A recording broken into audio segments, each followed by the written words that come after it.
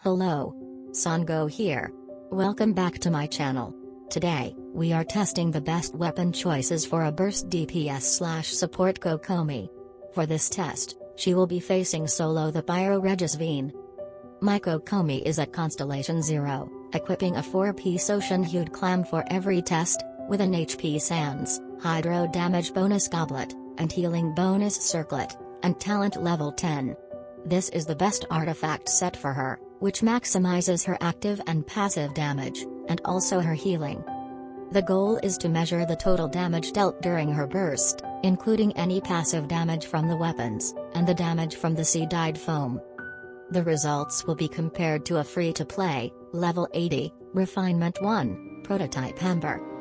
Naturally, I will not be testing crit rate or crit damage stat catalysts, such as the Lost Prayer to the Sacred Wind, the Witsith, Solar Pearl, and others, because of her negative 95% crit rate. Without further ado, let's begin.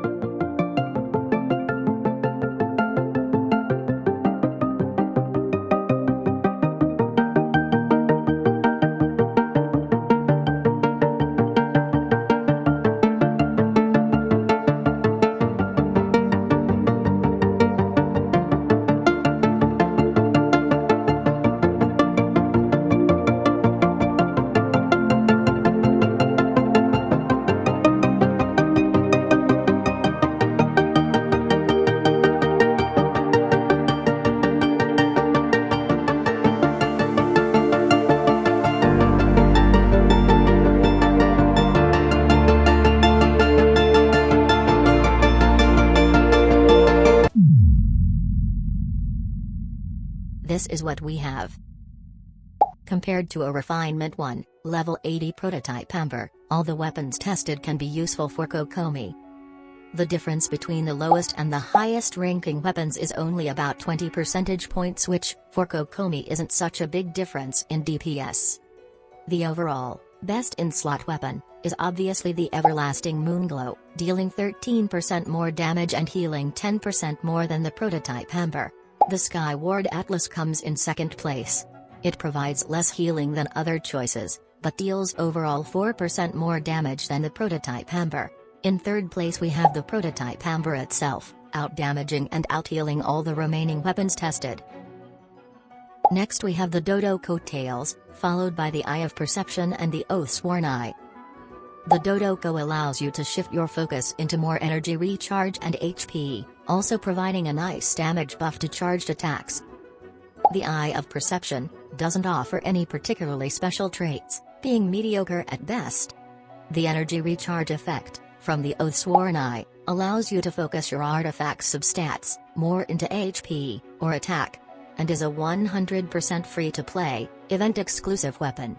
The Sacrificial Fragments and the Mapamare were not tested here because they are simply not very promising, and wouldn't offer much more value than any other weapon. Furthermore, the Sacrificial Fragments passive isn't very useful for Kokomi, for her elemental skills downtime isn't much of a problem, and can be refreshed with her burst. And for the Mapamare, the billet that it would require for building would be better used crafting a Prototype Amber. Finally, the lowest ranking weapon in this test is the Whine and Song. This weapon doesn't synergize well with Kokomi. While the energy recharge substat might be helpful, the passive ability requires constant sprinting, lest you lose the attack buff. Not a great choice overall.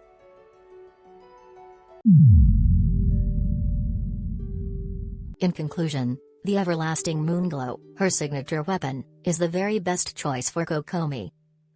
The Prototype Amber, however, is the second best overall choice, and the #1 best choice for a free-to-play or low spender.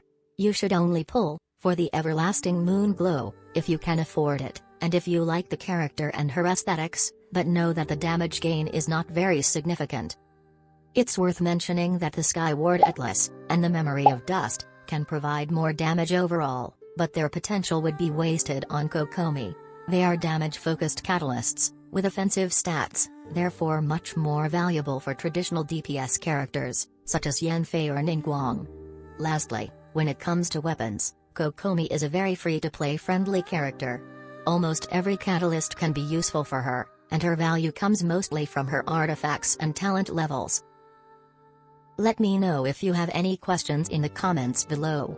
Subscribe for more, and thanks for watching.